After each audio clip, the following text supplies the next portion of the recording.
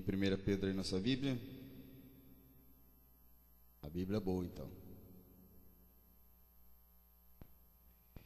Finalmente, sede todos de um mesmo sentimento, compassivos, cheios de amor fraternal, misericordiosos, humildes. Não pagueis mal por mal, nem injúria por injúria. Pelo contrário, bendizei, porque para isto fostes chamados, a fim de receberdes bênção por herança. Pois quem quer desfrutar a vida e ter dias felizes, refreie a sua língua do mal e os seus lábios não falem engano. Aparte-se do mal e faça o bem. Busque a paz e siga. Pois os olhos do Senhor estão sobre os justos e os seus ouvidos atentos à sua súplica, mas o rosto do Senhor é contra os que fazem o mal. Senhor da glória, te louvamos pela tua palavra. Como ela diz dela mesma, como diz o salmista, lâmpada para os nossos pés é a tua palavra e luz para os nossos caminhos. E nós precisamos, principalmente nos dias de hoje, dias de trevas, dias de turbulência, dias de tempestades, dias de furacões, de escuridão, precisamos de algo que nos ajude a enxergar o caminho. Precisamos de uma bússola, precisamos de um norte, precisamos de uma orientação, Senhor, para as nossas vidas, para a nossa família, para os nossos filhos. E pedimos a Ti, Senhor Deus, então, que o Teu Espírito Santo trabalhe com clareza nas nossas mentes e traga a nós uma revelação do Teu Espírito Santo, para que, olhando as letras deste livro, Senhor, nós possamos contemplar a Tua palavra e nos nortear por ela, Pai. Então abençoa a Tua igreja, abençoa o Teu povo, especialmente aqueles que nesta noite têm fome e sede de Ti. Quantos dizem, Senhor, eu quero ouvir a Tua voz, eu quero aprender de Ti. Tenho fome de Ti, Senhor, tenho sede de Ti, meu Deus. Então responde a nossa oração que nós Te pedimos em nome do Senhor Jesus, oramos. Amém, Jesus. Amém. Aleluia. Irmãos queridos, semana passada já falamos, né? Lembrando as palavras do apóstolo Paulo sobre os últimos dias, como seriam difíceis. E nós estamos vivendo, com certeza, uma situação assim. E é bom a gente voltar os nossos olhos aqui para o contexto, né, da palavra de Deus, especialmente as cartas apostólicas, como a carta de Pedro, que foi vamos dizer assim, o primeiro pastor depois de Cristo na igreja, e que certamente, por sendo o primeiro pastor, seria aquela pessoa que mais poderia ensinar a igreja, e foi o que ele fez, a passar, a superar os seus dias. Como todos, e como ser humano, ele falou algumas coisas dele mesmo, mas como ele mesmo afirma, né, a respeito das suas palavras, ou como Paulo afirma, toda a Escritura é divinamente inspirada. No grego, no texto original, a palavra inspirada é theopnestos, ou soprada de Deus, né? Então era como eles entendiam assim as Escrituras. Então quando o apóstolo falava, eles entendiam que Deus estava falando ali através dele, né? E isso foi o que ajudou aquela igreja daquele tempo. E não há outra coisa que possa ajudar a igreja nos dias de hoje do que também a palavra de Deus. Não tem outra coisa. Há muitas propostas, né? Muitas sugestões, mas bobagem é desviar seus olhos para outra coisa, a não ser a palavra de Deus, meditar nela, e você vai ver que também não é tão difícil assim, porque as coisas são tão coincidentes. Eu lembro de alguns comentaristas que dizem assim: parece que o mundo tomou realmente a Bíblia como enredo da sua história e faz tudo para cumprir aquilo que está na Bíblia. Não é bem verdade assim, porque o mundo é ímpio, não tem temor a Deus, né? Mas é que os acontecimentos, eles são tão coincidentes com aquilo que a Bíblia ensina, que parece que estamos vivendo um filme, e o roteiro está aqui, e alguém está falando, vamos fazer assim agora, fazer assim, e vão seguindo exatamente aquilo que nos ensina a palavra de Deus, né? Falando sobre tempos difíceis, como comparar épocas, né, com o período em que o apóstolo Pedro viveu, de extrema perseguição religiosa, política, né? Problemas normais, sociais, econômicos, que viveu a igreja no primeiro século. É porque a maioria não se detém para pensar sobre isso, mas se você estudar a história e você ver o que aquela gente passava naquele tempo, você vai rir-se da sua sorte hoje. Você vai falar assim: nossa, eu sou muito, muito abençoado. O nosso tempo é um tempo de muita sorte, né? Comparado com os tempos do apóstolo Pedro, né? O autoritarismo do Império Romano, a perseguição da religião judaica, dos judeus, a igreja, dos sofrimentos que os crentes não judeus, gentílicos, chamado assim, sofriam da parte do seu próprio povo, por se converterem a Cristo, e abandonarem as religiões pagãs de cultos aos ídolos, aos mortos, e as imagens de escultura, mudarem o seu procedimento, aquele procedimento mal e mundano que eles viviam naquele tempo, selvagens, que conta a história que o camarada matava uma pessoa e ele queria ser tão rápido para matar aquela pessoa que ele queria pegar o coração da pessoa ainda pulsando nas suas mãos, pelo prazer de matar, de ver as pessoas sendo decapitadas, enforcadas, queimadas vivas. Imagine só, se eu quero matar uma pessoa, por que eu vou botar ela no poste e pôr fogo nela e queimá-la? Aquela coisa do prazer de ver o próximo sofrendo, de ver aquele martírio, de ver aquela dor, de ver o sangue. Então, a igreja passou por tudo isso, e Pedro tem essas palavras que nós lemos aqui para a igreja daquele tempo, mostrando para eles como que deveria ser, como cristãos, como seguidores de Deus.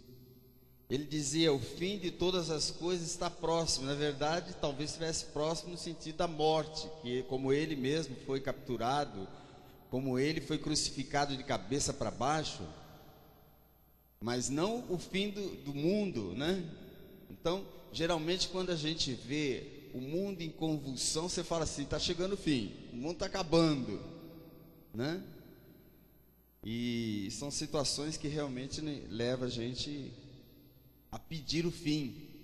Eu já preguei aqui na igreja falando sobre isso, né? Cristo virá quando a sua igreja pedir que Ele venha.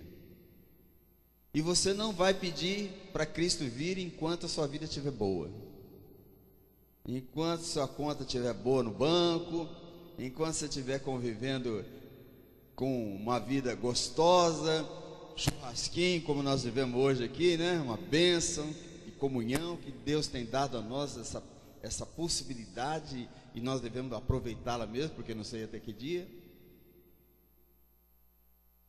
Então a igreja, Jesus só volta quando a sua igreja estiver num clamor tão grande de sofrimento, que diz assim: Senhor, agora eu não quero ficar mais não, agora eu quero ir embora, já estou pronto para partir. Aí Ele vem.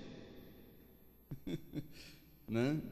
Não é o nosso caso ainda, né? Graças a Deus, né? Mas olhe para essas coisas. Então, se as palavras de Pedro pôde ensinar a sua igreja, seu povo, a seu tempo, que viveu todas essas coisas, nós podemos olhar também hoje para a palavra de Deus e ver nela uma orientação para vivermos os nossos dias hoje, né? Como é que nós devemos fazer? Então, Pedro ensina-nos aqui, né? O tópico da minha Bíblia diz assim: o sofrimento na prática do bem. Quer dizer, sofrer, todo mundo vai sofrer, não tem jeito de não sofrer, né? Quem está no mundo passa por aflições. Agora, Pedro diz assim: não sofra como bandido, não sofra como ladrão, não sofra como assassino, não sofra, né, como um transgressor. Se tiver que sofrer, sofra na prática do bem. Esse é o ensino básico que Pedro traz para nós nas suas palavras, e é aquilo que nós devemos pensar para as nossas vidas. Como podemos fazer para viver bem, né? Eu estava com a minha netinha, eu sempre aprendo muito com as crianças, então nós ficamos muito tempo junto, e às vezes, ontem, por exemplo, chegou a hora de dormir e ela está ali comigo, e aí então eu falei para ela assim: vamos contar a história, eu vou contar a história, e eu vou fazer o seguinte, eu vou começar a contar uma história, eu vou parar e você continua, depois você vai contar um pedaço, e depois você para e eu continuo, tá bom? Tá joia. Então, lá fomos nós, né, para os contos das fadas, né, nos divertir com as histórias. E aí eu comecei a contar a história, e depois eu percebi, geralmente conto de fadas, né, como diz aquele desenho do Shrek, que a madrinha, uma madrinha fada lá, pega uns livros lá e fala assim: ó, vamos ver esse livro aqui, esse conto de fada, leia aquele, não tem ogro. Pegava outro livro e lia todo o livro, não tem ogro, não tem um livro aqui que tem ogro. Então, felizes para sempre não existe para ogro. Mas aí interessante que eu contava a história, mas ela queria falar, quando chegava no final da história, ela queria falar essa expressão: e viveram felizes para sempre. Eu fiquei pensando: meu Deus, por que ela faz tanta questão de falar assim? Ela que queria falar, e viveram felizes para sempre. É uma expressão, é uma aspiração, né, de todos nós. Quem não quer viver feliz para sempre? Então eu lembrei da palavra de Deus, né? Pastor já associa tudo com a palavra de Deus.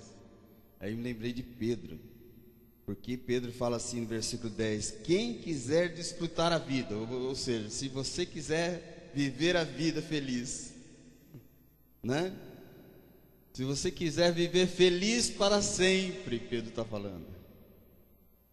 E esse é um momento em que nós temos que pensar como devemos fazer para viver feliz. Não sei se para sempre, mas pelo menos um pouco, né? Vivendo no mundo que nós estamos vivendo. Irmãos,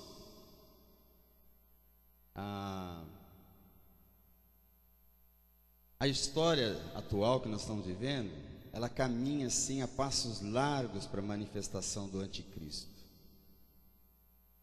Nós já fizemos até estudo sobre isso. Mas a manifestação do anticristo, ela é possível, ela será possível, porque as pessoas vão precisar de uma liderança que traga uma estabilidade para o mundo. O mundo nunca foi estável, mas o mundo já teve uma certa estabilidade. Hoje, a cada momento que passa, a cada semana que passa, amanhã, por exemplo, nós estaremos num mundo mais instável do que hoje. Cada dia o mundo fica mais instável. E todas as coisas estão concorrendo para isso. Nós estamos, todos nós, toda a humanidade, nós estamos todos num grande caldeirão químico de reações espontâneas, que a gente não sabe como será a próxima explosão e que malefícios ela vai trazer, que situações ela vai nos deixar, né? Então às vezes coisas acontecem lá do outro lado do planeta, você vê uma guerra começando lá, eles estão tão longe da gente, né? A gente só vê as notícias pela internet e tal, e você pensa assim, isso aí, nós estamos longe, isso aí, estamos sossegados, tranquilos, mas as guerras não param, e as guerras aumentam, e elas se somam, e as consequências vão aparecendo. As consequências hoje, que nós temos milhões, preste bem atenção na palavra, milhões de pessoas que tiveram que sair da sua casa, que tiveram que sair do seu território, e que tiveram que mudar de continente. Não estamos falando aqui de um grupinho de pessoas aqui, não estamos falando dos haitianos, terremoto do Haiti, coisas assim, mas estamos falando de uma convulsão tão grande social, provocada por essas guerrinhas, que tem levado milhões de pessoas para campos de refugiados, e mudando a vida dessas pessoas, e levando essas milhões de pessoas para outros continentes. E esses outros continentes não estão vazios. Esse outro continente está povoado, e está com gente assim, que está com a vida tranquila, a vida normal, e de repente é como se você hoje, pense você, se acontecesse, se abrisse a porta da sua casa e você desse com aquela multidão de gente de frente da sua casa. O que você iria fazer? Então é isso que nós estamos verificando nos dias de hoje. E agora surge uma reação a essa situação. E nós vimos, né, essa semana, quando a Inglaterra, líder do Reino Unido, assume a decisão de sair do grupo político da Comunidade Europeia. Por quê? Basicamente porque eles não querem imigrantes. Eles querem fechar as portas para as pessoas não entrarem no seu país. Como a Comunidade Europeia tem acordos e tem situações que eles ou deixam as pessoas entrar, ou eles têm que pagar para outro país sustentar os refugiados. Então eles não querem esse encargo, e eles falam assim, não, por que nós temos que fazer isso? O presidente da Rússia disse assim, esse negócio de ajudar os países fracos é errado. Olha o que ele está dizendo. Ele está dizendo assim, esse negócio de ajudar pobre é errado. agora nós vamos enfrentar uma outra situação, nós vamos começar a viver uma outra reação. Perceba que o caldeirão químico está ali, ó, bolha para todo lado, e pá, de repente aqui, pum, ali, aquelas explosões que você não sabe o que vai virar, a não ser caca, muitos sofrimentos e muita morte, né? Muita angústia. Nós estamos em tempo de morte, né? Meu Deus, esse ano aqui, essa semana, 2 familiares aqui da igreja faleceram. É tanta morte que eu fui multado no enterro, acredite. Recebi uma multa em casa, falei, nossa, primeira vez que eu sou multado. Aí fui ver a multa, estava no enterro, estava seguindo o carro funerário, mas estava sem cinto de segurança, né? O guarda me viu de longe, nem me parou, só mandou a multa. Ainda bem que ele não me parou, porque senão ia multar, porque a pastora estava sem cinto também, o pneu estava careca, e o carro ia ter que ficar lá. Mas quando nós vivemos uma situação dessa, eu particularmente, tempos difíceis para nós todos, né? Tempos difíceis. Então, nesse caldeirão explosivo, nessa situação difícil que nós estamos passando, nós brasileiros aqui de Votuporanga ainda muito mais tranquilos, mais sossegados, Pedro diz assim, finalmente, porque ele está dando uma orientação geral aqui, né, para a família, para o proceder das pessoas, ele está falando para os empregados, ele fala aqui dá uma orientação geral para as pessoas aqui de como devem agir. Nós devemos ler isso aqui e ver também. Ele termina dizendo assim, sede todos de um mesmo sentimento. Se é uma coisa importante que nós temos que aprender a viver nos nossos tempos hoje, e que é uma reação à ação do diabo, o que o diabo está fazendo? Qual é a estratégia do diabo? O diabo está dividindo o mundo. Essa situação de tirar a Inglaterra é uma divisão. Logo, logo ele vai incitar outros a sair. Ele vai dizer assim, vocês suecos, vocês têm uma economia tremenda, vocês são ricos, para que vocês têm que se unir com os outros? Ah, é verdade, então vamos sair. Não é? País de Gales, veja só o País de Gales, 320 mil habitantes, 40 mil deles estão na Copa, na Eurocopa. A vida é tão boa que mais de 10% da população vai à Eurocopa. Olha que vida tranquila desse povo. Pode ver assim no vídeo lá, a carinha deles, só rico, só gente bonita, bem tratada, né? Bem vestida, produzida, bem alimentados. Por que nós vamos ficar nesse caldeirão aqui e por que nós temos que ajudar os pobres?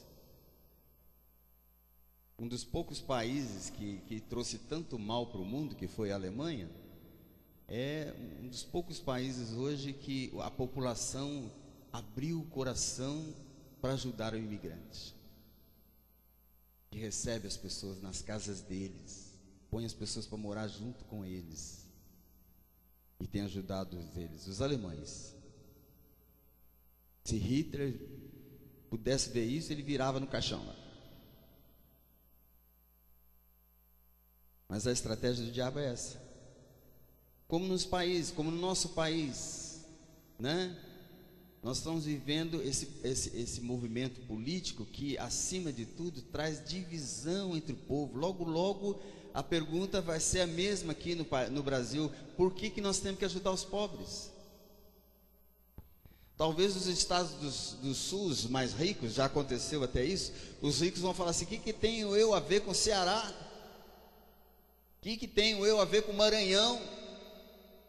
Por que o meu dinheiro, o meu imposto tem que ir para o Maranhão? né? Então é assim que o diabo vai tratando.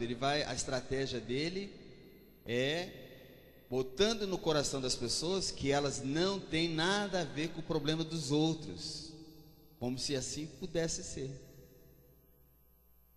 Como que eu posso viver imaginando que eu não tenho que me importar com o problema dos outros? Como diz os ingleses, não, a nossa terra é a nossa terra, não tem nada a ver com isso aí não. E esse povo daqui.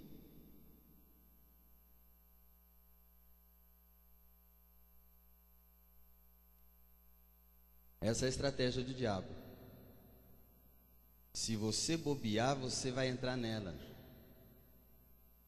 Se você bobear, você vai acreditar nela. E desculpas não vão faltar. Você vai falar, por que ele não estudou? Por que ele não trabalha? E você vai achar um tanto de perguntas para dizer para as pessoas assim, ó, eu não tenho nada a ver com pobre.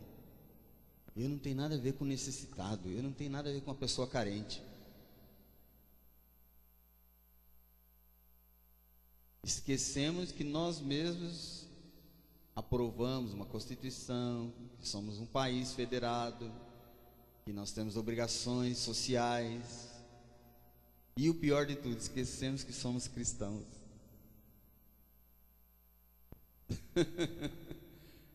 E é fácil esquecer, né? Principalmente quando a coisa aperta. Quando a coisa aperta, aí você esquece mais fácil ainda.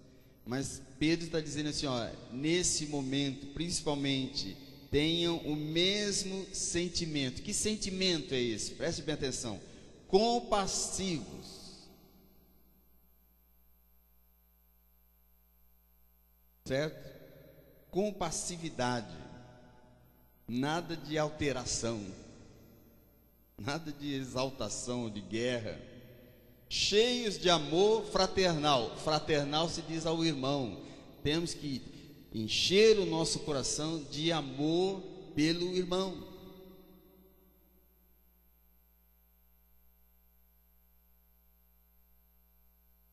Misericordiosos. Porque Jesus disse, os misericordiosos alcançarão misericórdia.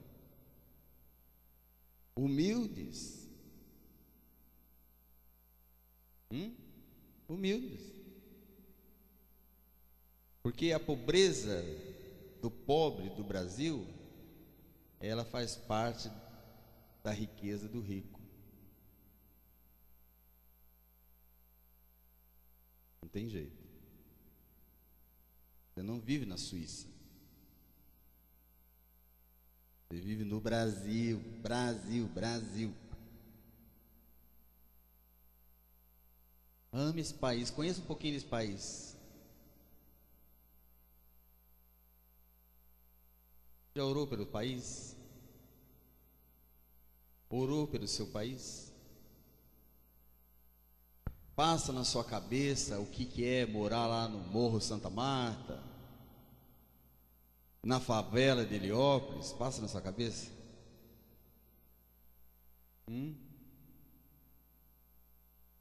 Pense nisso.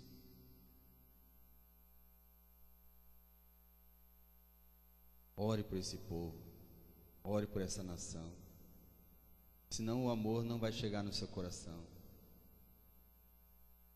Não haverá compassividade, não haverá amor fraternal, enquanto você não se indignar com a violência desse país, com a pobreza desse país.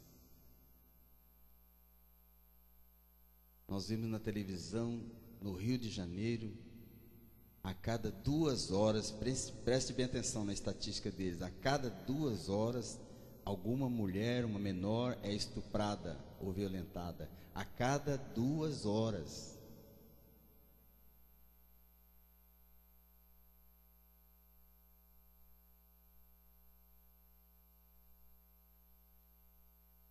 Nós estamos vivendo essa situação. As pessoas estão sendo atacadas agora.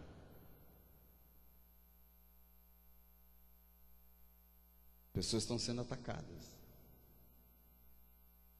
A confusão é tanta, o rolo é tão grande que as pessoas estão sendo atacadas.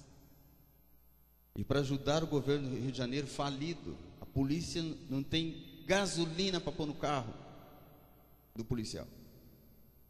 Não tem armamento para municiar o policial. O helicóptero está lá parado porque não tem manutenção. Não tem nem papel para fazer o BO. E aonde não há apuração do crime,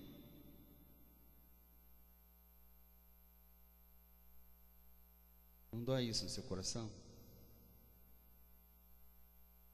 Imagine isso.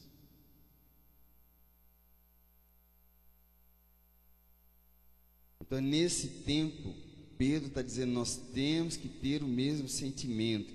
Esse sentimento é esse, não pagar mal por mal. Injúria pela injúria. Pelo contrário, bendizei. Bendizer significa falar bem, tá, gente? E a Bíblia ainda diz aqui, Pedro ainda diz aqui, para isto fostes chamados. Olha que chamado maravilhoso esse. Chamado de falar bem, a fim de receberdes bênção por herança. À medida que você fala bem, a tua herança é bênção. Aí vem o versículo 10, né? Que me inspirei na minha neta. E foram felizes para sempre. Foram felizes para sempre. Refreia a tua língua do mal, os seus lábios não falem engano. Aparte-se do mal e faça o bem. Alguns nem sabiam que estava escrito isso na Bíblia. Está escrito na Bíblia, faça o bem, faça o bem, faça o bem.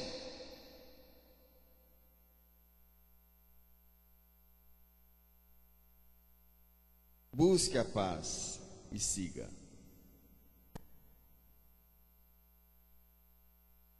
É o que Pedro ensinou à igreja primitiva. E eu não sou besta de falar outra coisa. E ensino a mesma coisa. Amém? Pense nisso. Pense nisso. Eu acho que você devia uma instrução. Orar todo dia pensando, põe na sua agenda. Se você não puser na agenda, se não escrever, ó, minha rotina, tem que fazer isso aqui. Orar pelo meu país. Aí você fala assim, Senhor, abençoa o Brasil, abençoa. Uma hora você vai estar enjoado de orar, abençoa o Brasil. Você vai começar a querer aprender sobre o Brasil. Você vai começar a querer aprender sobre o Brasil. Você vai entender um pouquinho mais sobre o Brasil. Você vai assim, mas espera aí, o que eu estou orando para o Brasil? O que o Brasil precisa mudar? O que precisa acontecer no Brasil para ele ser abençoado? Né? Que coisas você diria que o Brasil precisa ser abençoado? Quais são coisas importantes que você acha que o Brasil precisa acontecer no Brasil para o Brasil ser abençoado? Menos corruptos. Então, Senhor, bota todo mundo lá na República de Curitiba. Né? Bota esse povo todo na cadeia. A cadeia, eu vi ontem a palavra do Roberto Jefferson, né? Já citei ele aqui no Mensalão, ele foi condenado no Mensalão e eu não entendia nada de política. Irmãos, é assim, a gente, se não se interessar, se não ouvir, se não tiver paciência, não vai aprender nunca. Eu aprendi com esse homem, que era presidente do PTB, política. Foi ele que trouxe o escândalo do Mensalão, que o Brasil achava que ia ser o maior dos maiores escândalos, e agora com a Lava Jato a gente descobriu que o Mensalão é fichinha. E ele falou novamente, agora ele vai voltar à política, e ele contando da situação dele, ele falou, passei 14 meses na cadeia, deputado, passei 14 meses na cadeia, de manhã cedo, ele falava, com aquela roupinha de presidiário, tinha que falar, Roberto Jefferson, sim senhor, estou aqui. De noite de novo, Roberto Jefferson, sim senhor, estou aqui. Ele contando isso para o povo brasileiro lá ao vivo. Vencer um câncer. Vencer um câncer. Ele estava ferrado. O homem deu a volta. O homem, né, foi restabelecido. Então ele é interessante. Ouça essas pessoas, você aprende muito. Eu aprendi muito. Você tem que conhecer o Brasil, né? Temos que pensar nisso. Acabar com a corrupção. Como que nós vamos fazer para acabar com a corrupção? Que contribuição você pode dar nesse sentido? Primeiramente, você tem que ter consciência política, tem que aprender sobre política, tem que conhecer a vida dos candidatos, você vai votar nele. Esses bandidos que estão lá, vocês votaram neles. Eu não, o meu não foi eleito. Mas vocês puseram aqueles bandidos lá. Vocês falaram para ele: bandidagem, pode roubar. Agora eu quero ver, a eleição vai chegar, se você vai fazer a mesma coisa, né? Que mais que precisa mudar nesse país?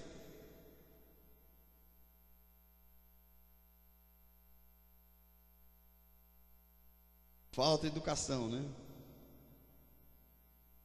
Respeito. Sim. Mas nós precisamos muito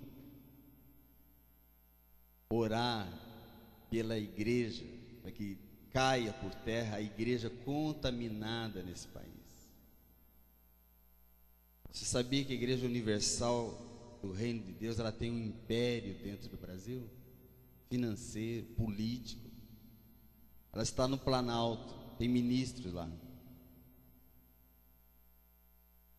Eles mandam nesse país e roubam esse país.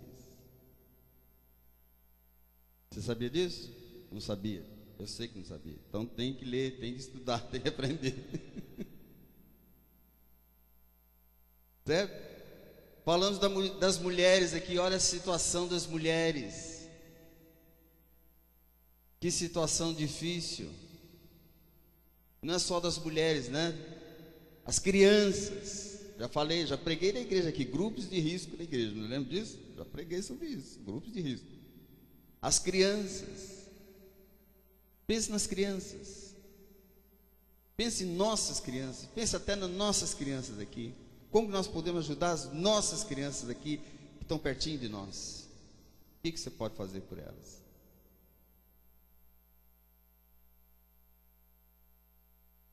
E tem muita coisa que pode ser feita. Então, quando você começa a orar e que você começa a focar naquelas coisas, naqueles problemas, os seus olhos vão se abrindo para a realidade, você vai entendendo essas verdades, e isso vai trazendo no seu coração uma comoção que é do Espírito Santo, porque o Espírito Santo depende de nós, ele depende de mim e ele depende de você, para que se cumpra isso. Tende em vós o mesmo sentimento. Qual é o sentimento? O sentimento é esse: é de, nesse tempo, refrear a língua do mal, lábios de falarem engano, apartar-se do mal, fazer o bem, buscar a paz e segui-la. Amém? Tudo que nós cantamos aqui hoje cedo, ou agora, antes da palavra, tudo que nós cantamos aqui no louvor,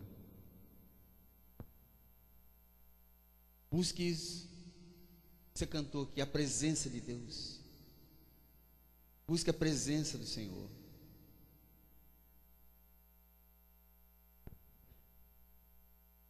Para que nessa massa que nós estamos vivendo hoje, possamos terminar como nos melhores contos de fada, e foram felizes para sempre. Amém? Fique de pé.